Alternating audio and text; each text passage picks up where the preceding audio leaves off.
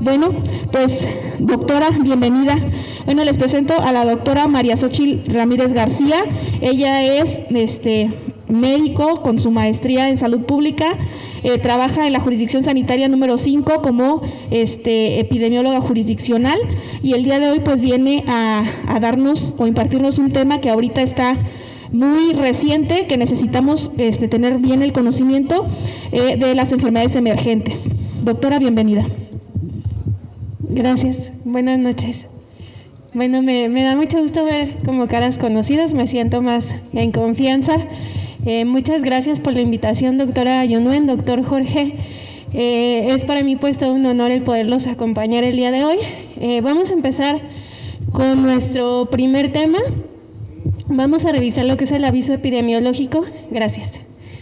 De hepatitis aguda grave de etiología desconocida. Este tema ha surgido pues en las últimas semanas.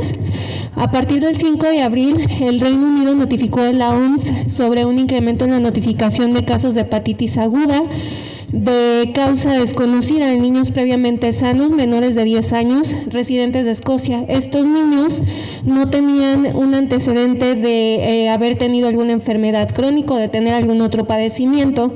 Una semana después se notifican casos adicionales bajo investigación en Inglaterra, Gales e Irlanda del Norte.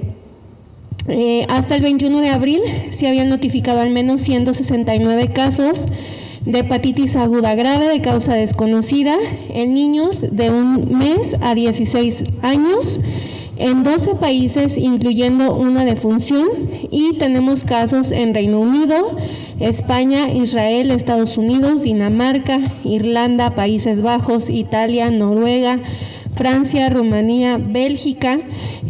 Ahorita vamos a ver lo que es la actualización de este aviso epidemiológico. Hasta el momento también ya tenemos casos en México.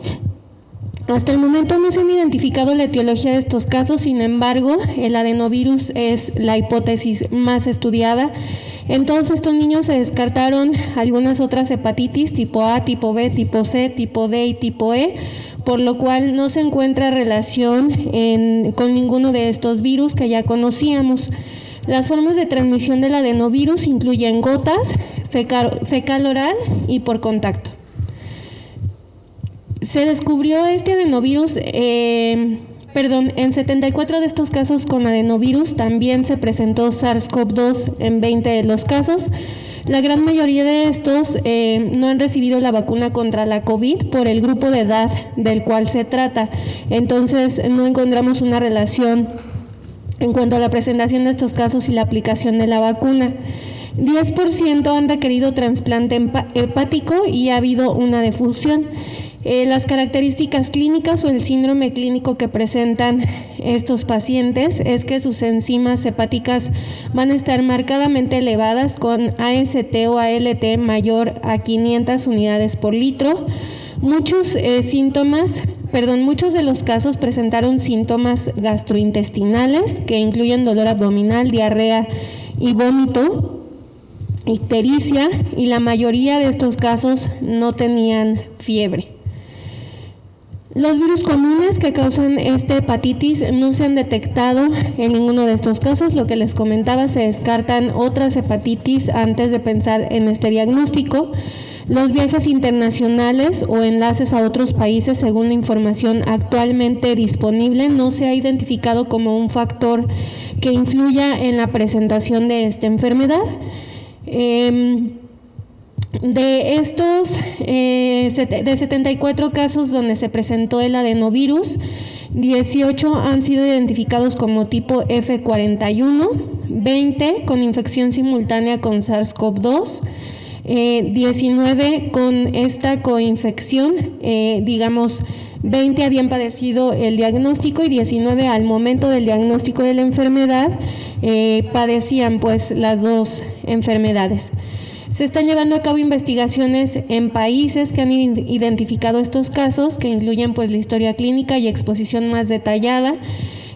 También se han iniciado pues investigaciones acerca de esta enfermedad. Por el momento no se cuenta con la información suficiente para poder mencionar o afirmar cuál es el mecanismo de transmisión ni exactamente qué es lo que la origina. No hay una definición de caso confirmado como tal. Un caso probable va a ser una persona que presenta una hepatitis aguda, no A, no B, no C, no D, no E, con transaminasa sérica mayor a 500,000 unidades, que tiene 16 años o menos y que haya tenido estos síntomas desde el 1 de octubre del 2021 a la fecha, por el periodo de incubación que encuentran en la enfermedad. Por asociación epidemiológica, una persona que presenta hepatitis aguda, no A, no B, no C, no D y no E, de cualquier edad, que es contacto estrecho de un caso probable desde el 1 de octubre del 2021. Si bien el adenovirus es una hipótesis como la causa subyacente, no explica completamente la gravedad del cuadro clínico, de lo rápido que evolucionan estos pacientes. Los factores como una mayor susceptibilidad entre los niños pequeños después de un nivel más bajo de circulación de adenovirus durante la pandemia COVID-19. Los adenovirus, recordemos que son virus que están presentes en el medio ambiente, que nos pueden dar múltiples enfermedades, que la mayoría pueden ser gastrointestinales, pero que las enfermedades cursan pues con una evolución no tórpida, sino más bien ambulatoria.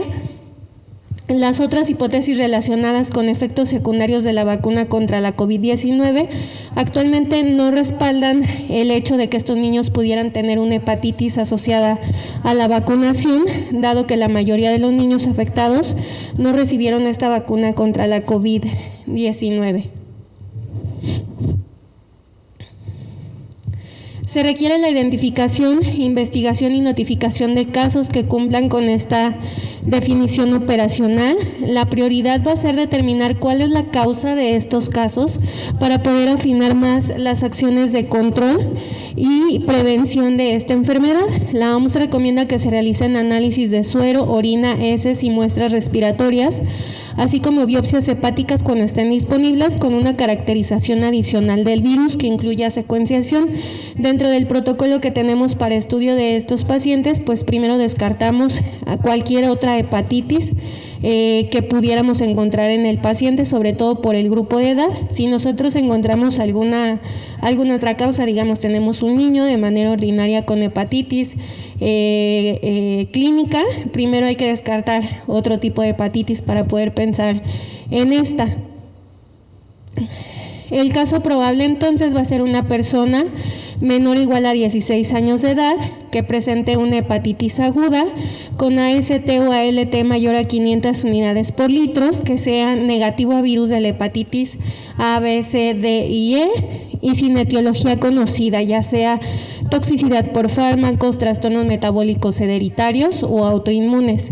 Hay que hacer notificación inmediata a epidemiología de la jurisdicción sanitaria del centro de salud, llenar el estudio de caso, solicitar estudios de laboratorio, pruebas de funcionamiento hepático y los resultados de los anticuerpos de las pruebas de hepatitis A, B, C negativos, un resumen clínico que incluya antecedentes de viaje, esquema de vacunación, vacunación contra la COVID, antecedente de padecer la COVID-19, zoonosis, algunas otras comorbilidades y antecedentes de utilización de fármacos que nos pudiera dar la idea de tener alguna toxicidad hepática. Se toma la muestra, se llena el estudio de caso y se envía al laboratorio estatal. Puede ser 2 mililitros de suero o 5 mililitros de sangre con anticoagulante, con tubo tapón lila, con EDTA, que es el anticoagulante que se le coloca al tubo.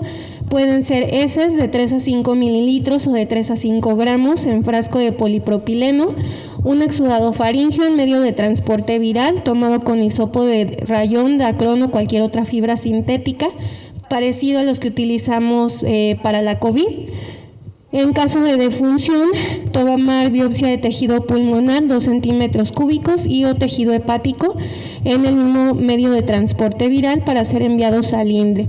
Para los casos identificados en unidades privadas se deberá realizar notificación a través de la jurisdicción sanitaria. Realmente con los médicos privados pues también tenemos esa comunicación para las muestras.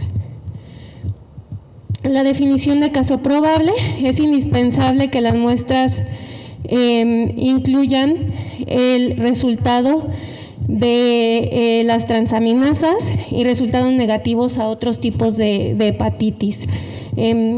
Ya no lo voy a presentar porque es lo mismo que habíamos visto en las diapositivas. Una vez que la Dirección General de Epidemiología determine un caso probable, se informará por correo electrónico a Epidemiología del Estado y se harán pues las actividades. ¿Qué recomendaciones damos a la población?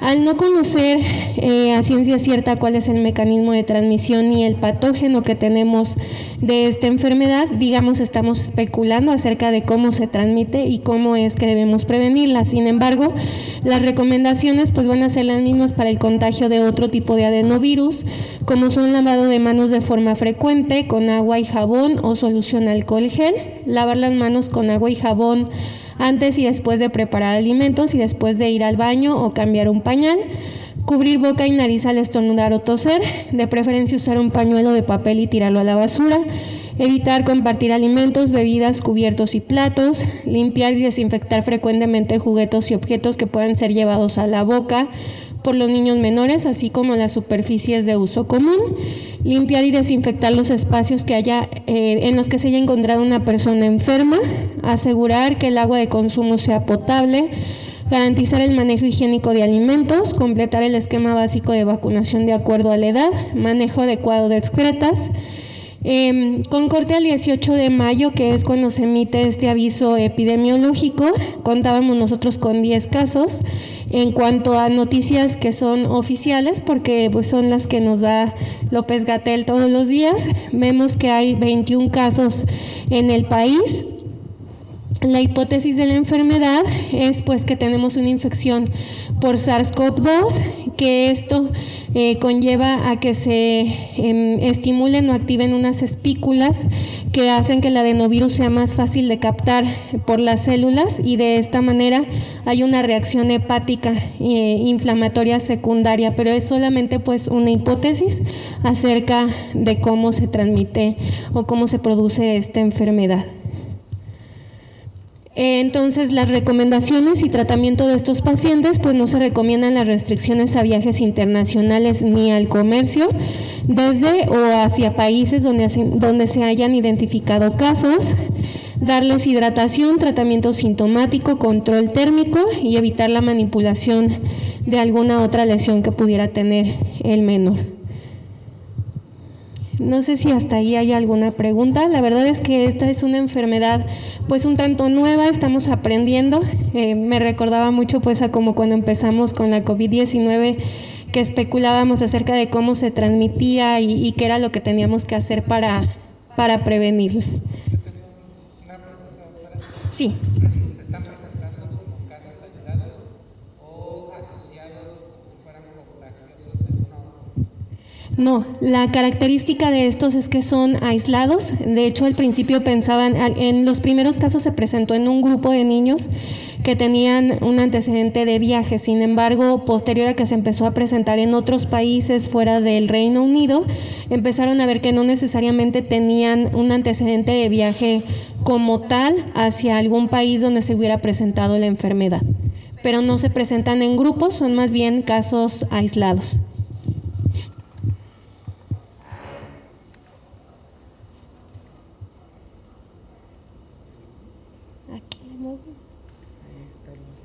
Así.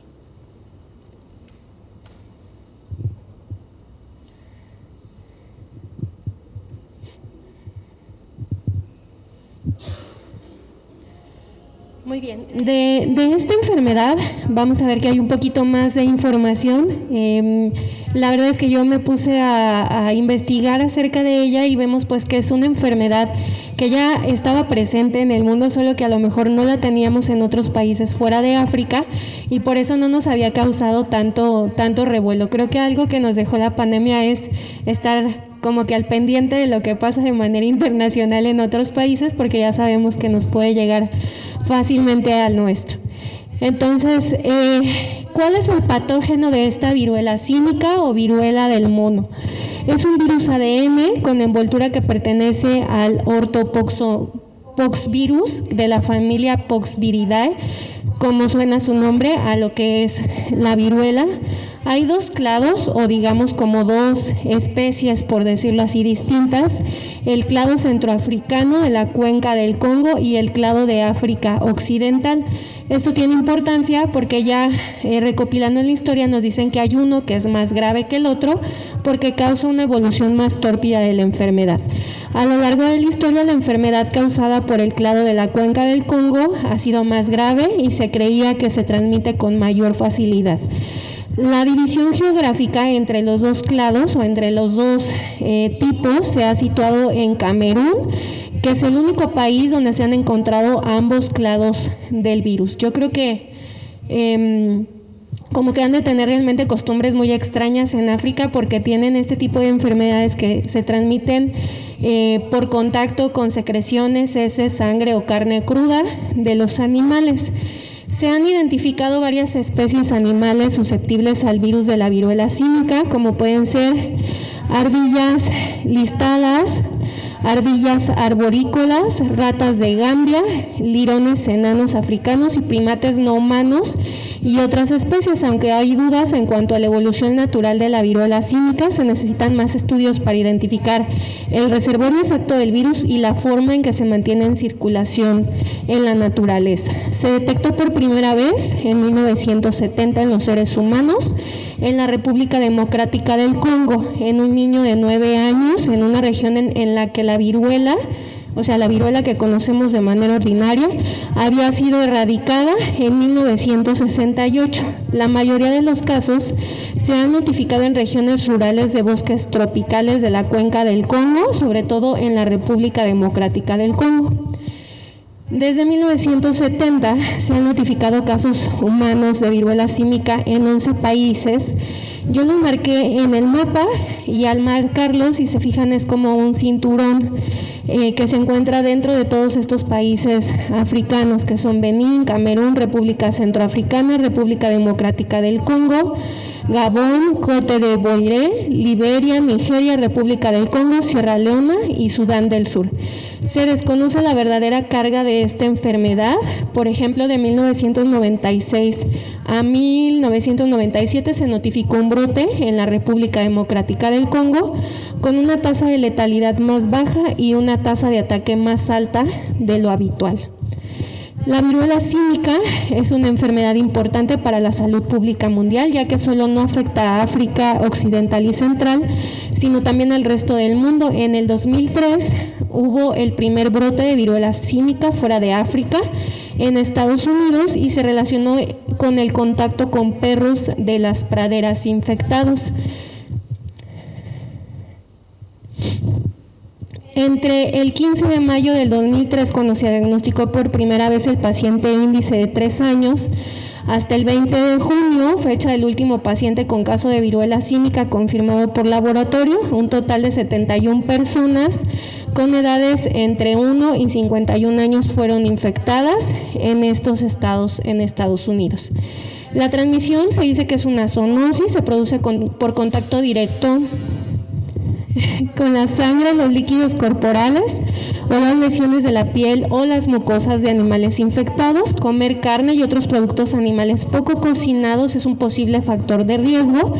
Las personas que viven en zonas boscosas o cerca de ellas posiblemente experimenten una exposición indirecta o de bajo nivel a animales infectados. La transmisión va a ser principalmente de persona a persona por secreciones de las vías respiratorias o lesiones cutáneas de una persona infectada o con objetos contaminados recientemente a través de gotículas respiratorias.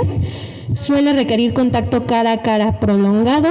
La cadena de transmisión documentada más larga en una comunidad ha aumentado en los últimos 2 años de 6 a 9 infecciones sucesivas de persona a persona. La transmisión también puede producirse a través de la placenta de la madre al feto, por lo que puede generar casos de viruela símica congénita, o por contacto estrecho durante y después del nacimiento, por contacto físico, que si bien no es un factor de riesgo bien conocido, no está claro si la viruela puede transmitirse específicamente a través de las vías de transmisión sexual. Se necesitan pues todavía más estudios. El periodo de incubación, el intervalo entre la infección y la aparición de los síntomas suele ser de 6 a 13 días, aunque puede variar de 5 hasta 21 días.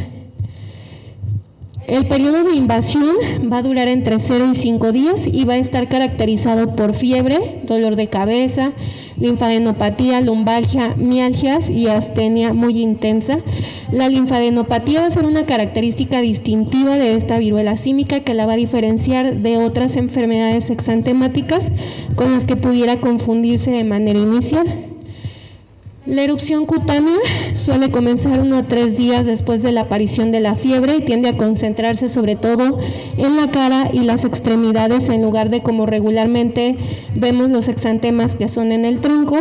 La zona más afectada es el rostro con un 95%, palmas y plantas con 75%, mucosas orales 70%, genitales 30%, conjuntivas y córnea.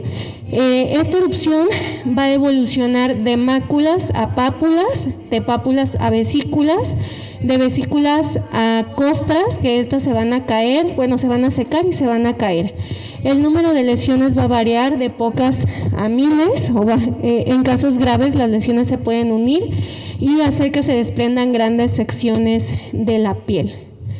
Suele ser una enfermedad autolimitada con síntomas de 2 a 4 semanas. Los casos graves se producen con mayor frecuencia en niños y su evolución depende del grado de exposición al virus, el estado de salud del paciente y la naturaleza pues de las complicaciones que estos puedan tener. Su tasa de letalidad es muy variable. Como les presentaba, hay algunos brotes que ha habido en el mundo donde la tasa de letalidad es muy baja, va desde el 0 hasta el 11%, ha sido mayor entre los niños pequeños. La tasa de letalidad de estos últimos brotes ha sido del 3 al 6%. El diagnóstico diferencial pues va a ser siempre con cualquier otra enfermedad exantemática, hay muchísimas en la lista. La sífilis, las alergias, la linfadenopatía que aparece en la fase prodrómica puede ser una manifestación clínica que ayuda a diferenciar esta enfermedad de la varicela o de la viruela humana que ya conocíamos. El tratamiento, pues al ser un virus, el tratamiento va a ser sintomático, no hay un medicamento específico. Encontré que hay un antivírico denominado Tecovirimat que se ha desarrollado para tratar la viruela humana y que se está usando de manera experimental en estos casos de viruela símica. La vacunación, si bien no hay una vacuna específica contra esta enfermedad, encontré que la prevención de la viruela símica en los pacientes que se encontraban vacunados contra la viruela humana es hasta del 85%. Sin embargo, esta vacuna no es una vacuna que actualmente se encuentre disponible debido a que pues es una enfermedad erradicada y que únicamente las personas que se vacunaron hace más de 40 años son las que pudieran tener. Pero que eso es una ventaja, ¿verdad? Ya que nos pegó el COVID a todos los adultos, pues ya cuando menos tener una ventaja que es tener esta vacuna. En la actualidad, las vacunas originales de la viruela ya no están disponibles. En 2019 se aprobó una vacuna aún más nueva, con virus de la vacuna atenuado modificado para la prevención de esta viruela símica. Sin embargo, no es una vacuna que esté disponible de manera ordinaria. Las vacunas contra la viruela y la viruela símica se desarrollan en formulaciones con virus vivos atenuados como los ortopoxvirus. ¿Qué acciones podemos hacer para reducir el riesgo de transmisión de persona a persona? Pues lo primero sería, y ahorita que estamos volviendo a tener casos de COVID, pues que no se nos olviden todas esas medidas preventivas que aprendimos a la mala hace 2 años. Estamos muy relajados. Yo en todos lados veo a la gente como muy relajada, ya todos salimos, y digo salimos porque me incluyo, creo que todos nos confiamos en algún momento de decir, pues ya no lo veo con tos, ya no tiene nada, pero sin duda estas enfermedades siguen teniendo los mismos mecanismos de transmisión, contacto directo con secreciones de los pacientes. Hay áreas donde yo les decía, sin duda nos ayudó mucho el uso del cubrebocas y el enfatizar todas esas medidas de higiene, como son las preparaciones de alimentos. Nosotros como personal de salud, creo que muchas veces se nos olvidaba el ponernos el cubrebocas al contacto con el paciente, independientemente del diagnóstico que de este se tratara. Durante los brotes de viruela símica, el contacto estrecho con otras personas infectadas constituye el factor de riesgo de infección más importante, sobre todo para los trabajadores de la salud y los miembros del hogar.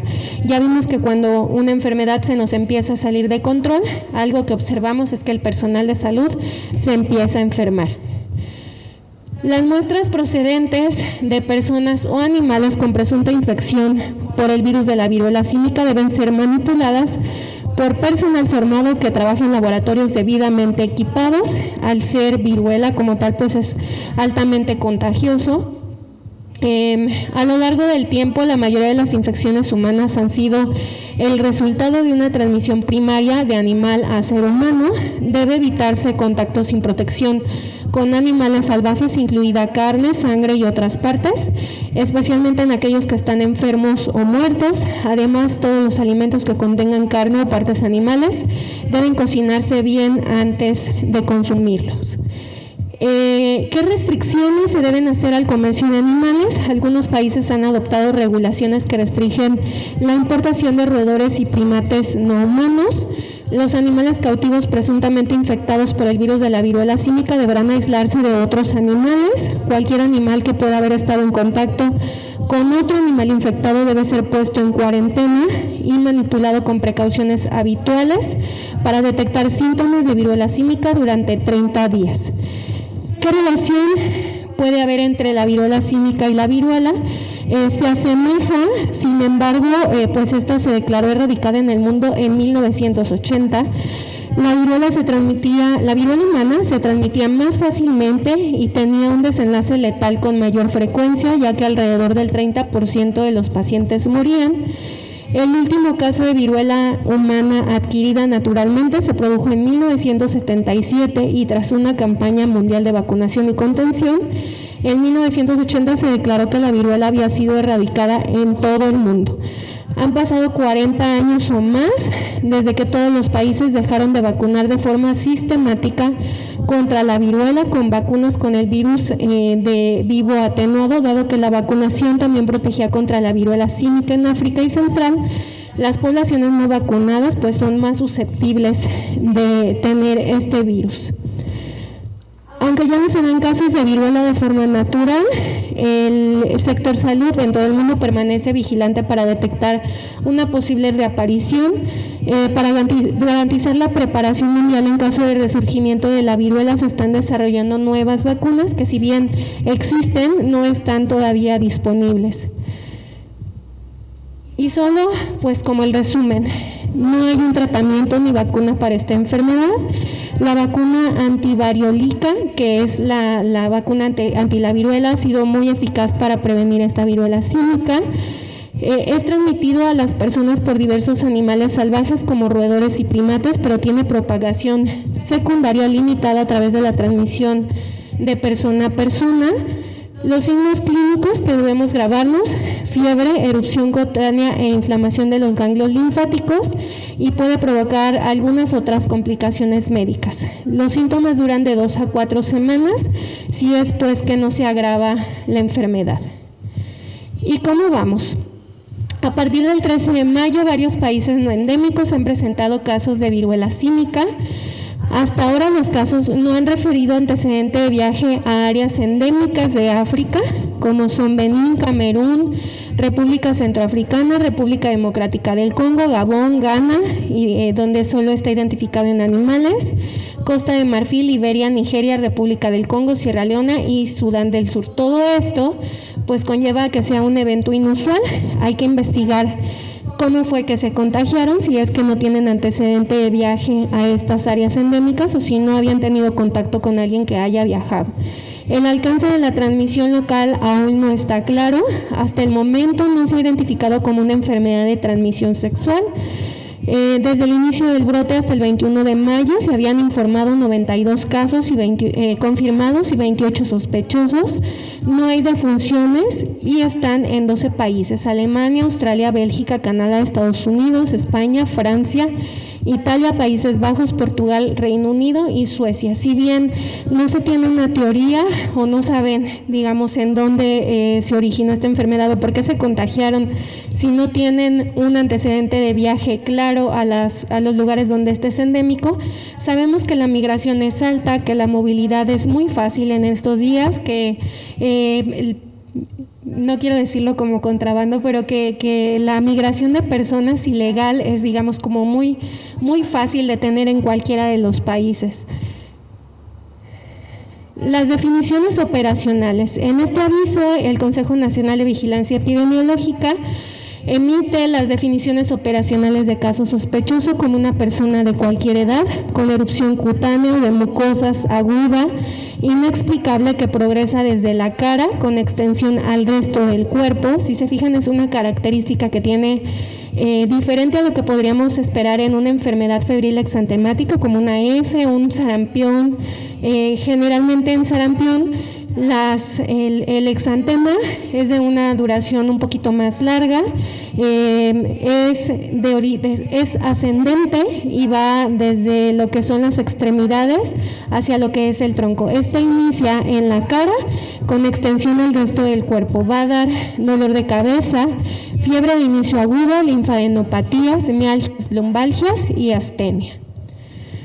Hay que descartar cualquier otra causa común de erupción macular o papular o vesicular, que pueden ser todas estas: varicela zoster, herpes simple, sarampión, las de vectores, Zika, dengue, chikungunya, que también nos pueden dar un exantema, infecciones bacterianas en la piel, infección por gonococo, sífilis, chancroide, linfogranuloma venéreo, granuloma inguinal, molusco contagioso, urticaria, entre otros. Digamos, no va a ser mi primer diagnóstico el momento de que yo vea a un paciente, sin embargo, hay que tenerlo presente.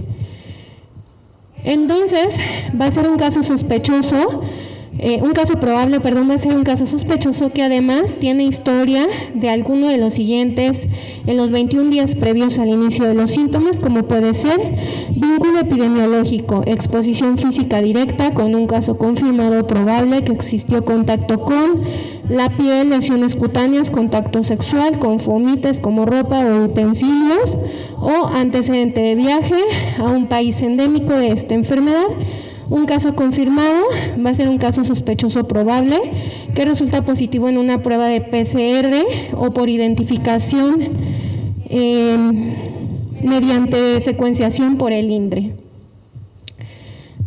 Los criterios y condiciones de envío de muestras. Pues primero, que cumpla con definición operacional. Se va a enviar un frotis de máculas o pápulas, exudado húmedo o seco de lesiones, que puede ser vesícula, pústula o costra.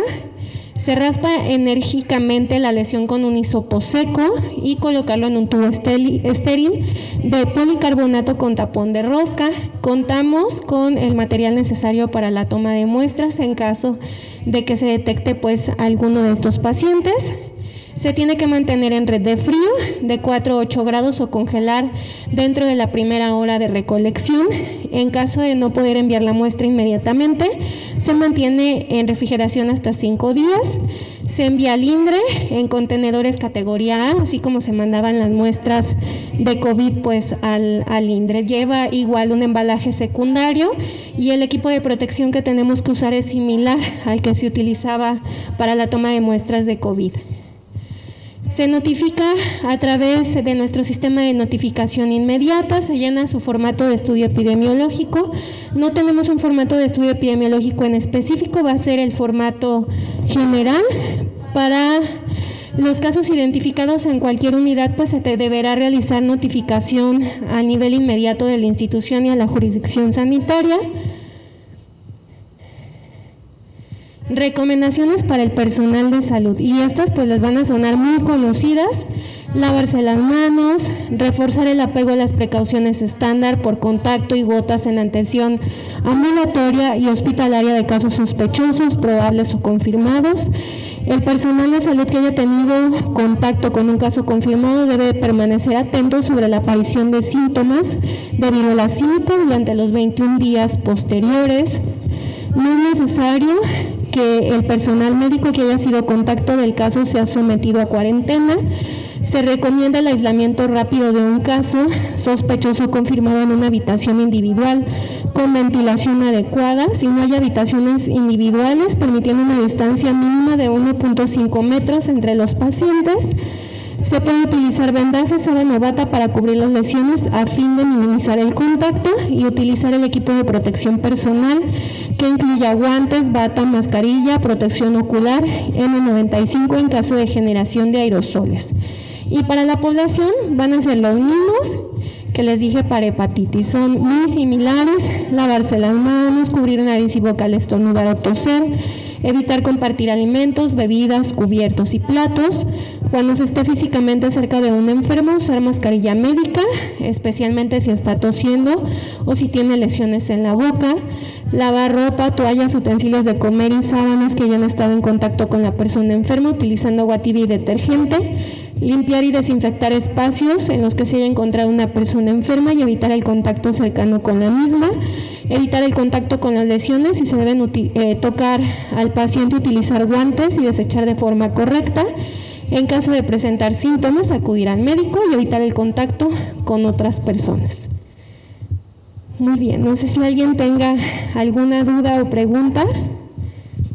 ¿Sí?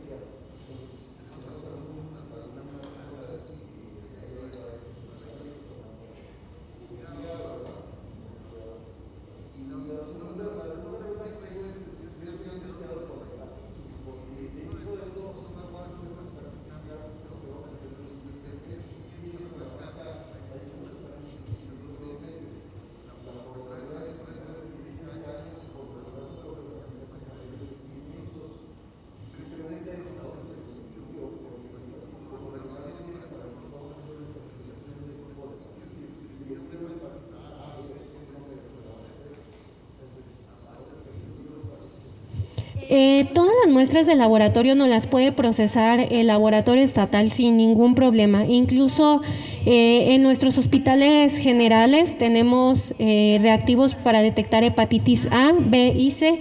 Las otras dos se envían igual para descartar al laboratorio estatal. Lo que, digamos, se nos debe de quedar de cómo vamos a abordar a estos pacientes, lo primero es que debemos de descartar alguna otra causa de hepatitis. Si se fija, el tratamiento de esta enfermedad igual va a ser sintomático, entonces hay que darle un manejo ambulatorio. Si es que requiere hospitalización, se hospitaliza. Una vez descartada la enfermedad, el otro tipo de hepatitis, digamos, se manda a estudiar para esta hepatitis aguda de origen desconocido. Al ser un virus, no hay como tal un tratamiento específico que le podamos dar al paciente. El manejo va a ser el mismo que le damos, digamos, a una hepatitis A, que se nos complica porque no vamos a tener manera de darle algo específico para su padecimiento. Entonces, ante la necesidad, yo creo que hay que referir al paciente a un segundo nivel si es que requiere hospitalización, y si no, darle un manejo ambulatorio. Digamos, lo voy a tratar conforme vaya evolucionando la enfermedad de la hepatitis, descartando pues que sea A, B, C o D. Ahorita estamos en una temporada alta, por decirlo así, de nuestros padecimientos gastrointestinales, que incluye la hepatitis. Nosotros pues debemos de estar atentos ante estos casos, y en caso de que se presente, pues notificarlos al centro de salud para nosotros hacer las actividades de cerco y búsqueda intencionada de casos asociados a ellos. ¿Alguna otra duda?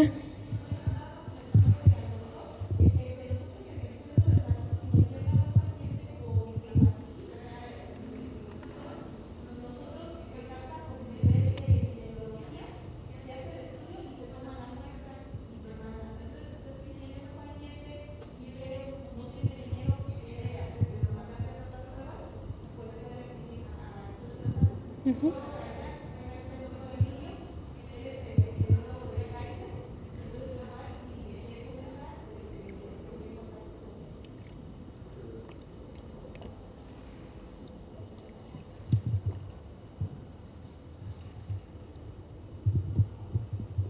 Muy bien, si no hay... Sí.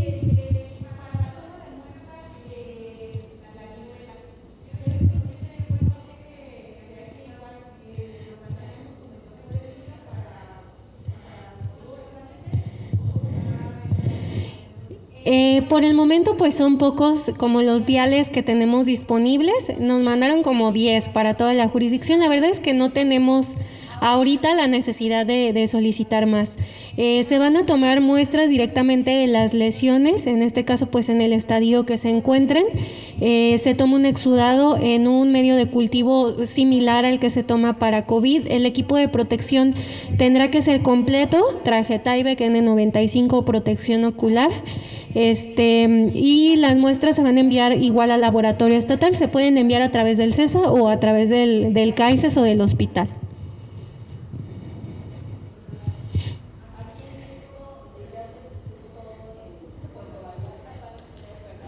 Sí.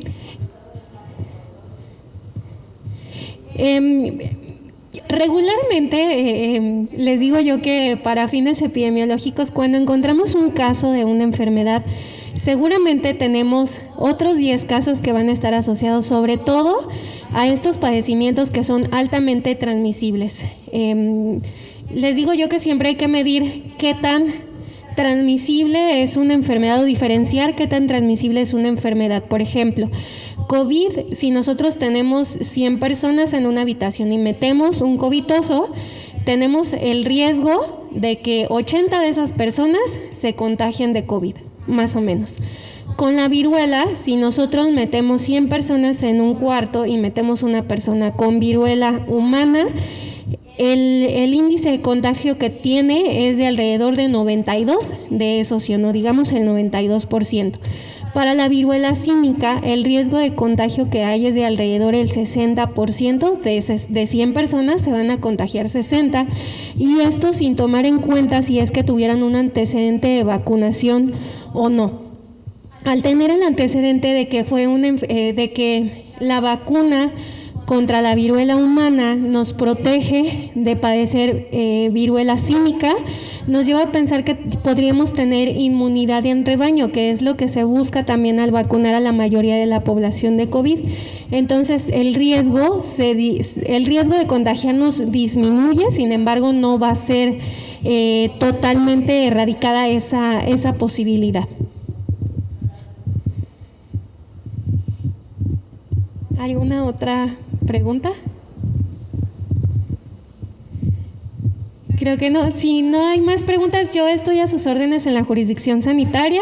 De verdad que estamos pues para atender todas sus solicitudes, comentarios. Si tienen duda de algún caso, con todo gusto. La doctora Yunuen tiene mis datos, pero les dejo mi teléfono si requieren alguna asesoría, alguna plática o algo. De verdad que estoy a sus órdenes. Y muchas gracias. Gracias por la invitación. Muchas gracias.